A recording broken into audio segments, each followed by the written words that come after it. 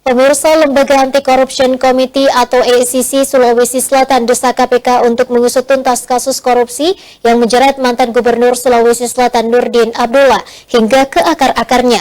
Tidak hanya berhenti pada oknum auditor BPK dan Edi Rahmat saja, tetapi hingga pada pemberi dana suap kasus tersebut.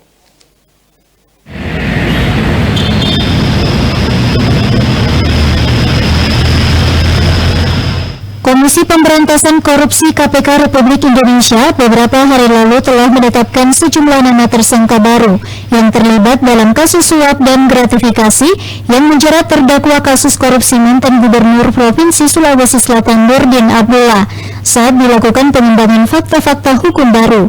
Sementara ini KPK telah menetapkan sekitar kurang lebih 4 orang tersangka baru yang terlibat dalam kasus korupsi tersebut. Keempat orang ini merupakan pegawai aktif Badan Pemeriksa Keuangan BPK Sulsel pada saat itu. Salah satunya adalah Gilang yang namanya disebut oleh Edi Rahmat di pengadilan. Menanggapi pengembangan kasus tersebut, Angga Reksa selaku Wakil Ketua ACC Provinsi Sulawesi Selatan sangat menyayangkan adanya oknum auditor BPK yang terlibat dalam kasus suap itu. Ia menegaskan bahwa ACC Sulsel mendukung penuh KPK untuk membuka penyidikan baru terkait kasus korupsi yang menjerat Nurdin Abdullah. Angga berharap KPK dapat mengusut tuntas kasus itu, tidak berhenti pada oknum auditor BPK dan Edi Rahmat saja, akan tetapi mengusut hingga pada penyedia dana suap tersebut.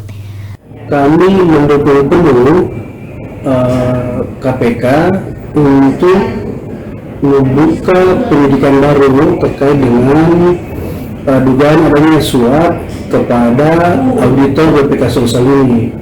Nah, sejak awal pada saat persidangan mantan Gubernur NA dan Edi, kami mendorong penyidik KPK untuk mengusut tuntas semua dugaan korupsi yang muncul sebagai fakta persidangan.